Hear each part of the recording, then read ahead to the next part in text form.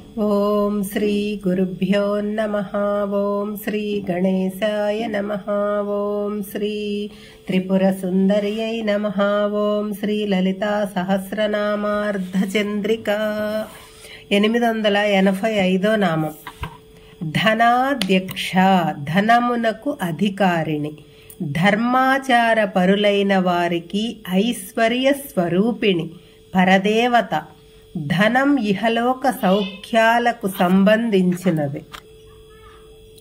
ధర్మం పరలోకంలో ముడిపడి ఉంది, పుణ్యాలకు సంబంధించినది. కుబేరుడు ఉపాసించే దేవత, ఉపాస్య దేవత. ధనాధ్యక్ష, ఏమీ లేకపోతే నోట్ల కట్ల వలన ప్రయోజనం లేదో, అంటే ప్రాణాధారము, జీవాధారము అయిన వాటిని వాస్తవానికి ధనం లేదా సంపద అనాలి. ఈ విధంగా ధనానికి కూడా శ్రీమాత అధికారిణి. ధనాధాన్య వివర్ధిని, ధనమును ధాన్యమును విశేషముగా వర్ధిల్ల చేయునది.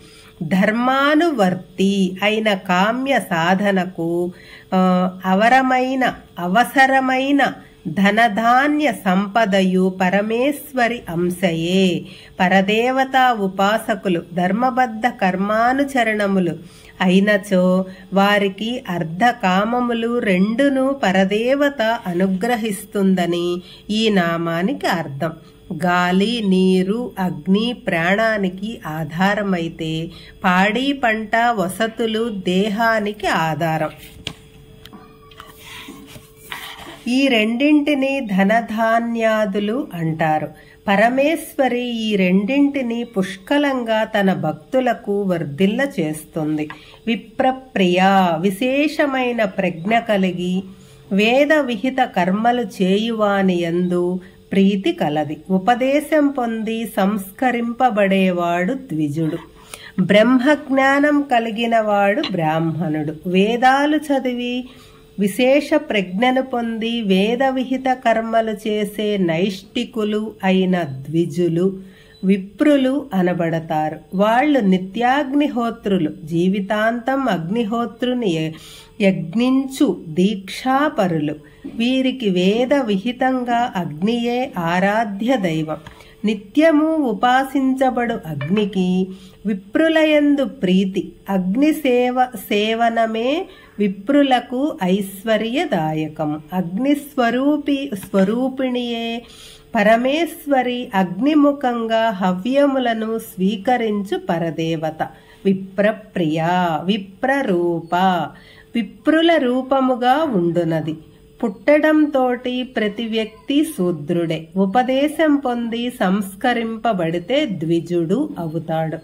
దేవతలు మృత్యు స్వరూపులు. మంత్రముల సమిష్టియే వేదము. వేద విద్వాంసులయందు మంత్రాది దేవతల నివాసం ఉంటుంది. అందుకే సర్వమంత్ర స్వరూపిణి అయిన పరమేశ్వరి వేదమూర్తులైన విప్రులయందు ఉండుటచే ఆమె విప్రరూప అయ్యింది. అగ్నిహోత్రుడు విప్రుడు. చిదగ్ని రూపిణి పరమేశ్వరి విప్రరూపిణి. సర్వలోకంలో దేవతలు ఎలాంటి వారో భూలోకంలో వేదవేత్తలైన విప్రులను భూదేవతలు అంటారు. వేదాధ్యయనం చేసిన బ్రాహ్మణులు అంటే ఆమెకు చాలా ఇష్టము. వాళ్ల నోట పలికే వేద మంత్రాలను ఆమె వారి నాలుకలో చేరి పలికిస్తుంది. ఆ వేదనాదాన్ని విశ్వమంతటా ప్రసరింపచేస్తుంది. వీరి రూపంలో ఉండి పరమేశ్వరి వేద విద్యను విస్తరిల్ల చేస్తుంది. బ్రహ్మజ్ఞానం కలగాలంటే సాధన చేసి సాధకుడు పొందాలి. ఇవి జన్మ వలన కులం వలన వచ్చేవి కాదు.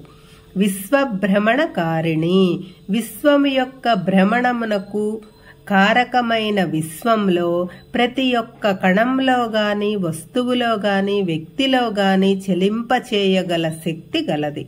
విశ్వంలో ఉన్న సూర్యుడు, చంద్రుడు, నక్షత్రాలు చలనం వలన మనకు పగలు, రాత్రి, పౌర్ణమి, అమావాస్య అన్నీ ఏర్పడుతున్నాయి.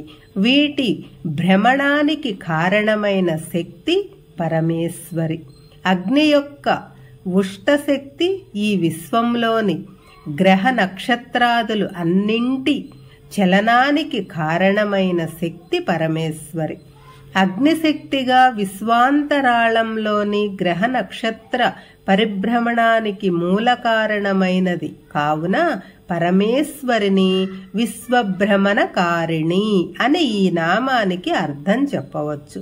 ఈ సృష్టిలో ఎన్నో లక్షలు విలక్షణాలు ఉన్న వాటినన్నింటినీ సక్రమంగా నడిపిస్తూ విశ్వ కళ్యాణానికి దోహదపడేటట్లు పరమేశ్వరి చేస్తుంది. విశ్వభ్రమణానికి కారణమైన శ్రీమాత వ్యక్తుల మనస్సులను చిత్తాలను కూడా భ్రమింపచేయునది. విశ్వగ్రాస విశ్వమంతటినీ తనలోకి గ్రహించునది. మహాప్రళయ కాలంలో ఈ మొత్తాన్ని విశ్వాన్ని పరమేశ్వరి కాళీ రూపంలో ఒక మందు బిళ్ళలాగా బీజాప్రాయంగా మృంగేస్తుంది. అలా మింగిన అమ్మవారి కడుపులో బీజప్రాయంగా 14 భువనాలతో ఉన్న మొత్తం విశ్వం చెక్కు చెదరకుండా ఉండి మళ్లీ సృష్టి ప్రారంభంలో బయటకు వ్యక్తమవుతుంది. ఇలా విశ్వాన్నంతటినీ తనలోకి గ్రహించు శ్రీమాతను విశ్వగ్రాస అని ఈ నామానికి అర్థము.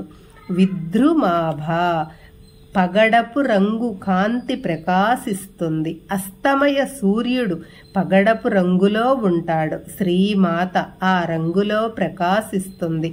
పగలు రాత్రిలోకి లీనం కాబోయే సూర్యాస్తమ కాలం ప్రళయం. విశ్వ సృష్టి ప్రారంభానికి ఈ రెండింటికి సంబంధించిన పగడపు రంగు పరమేశ్వరి యొక్క స్వరూపంగా ఈ నామంలో వివరించబడినది. శ్రీమాత్రే నమః.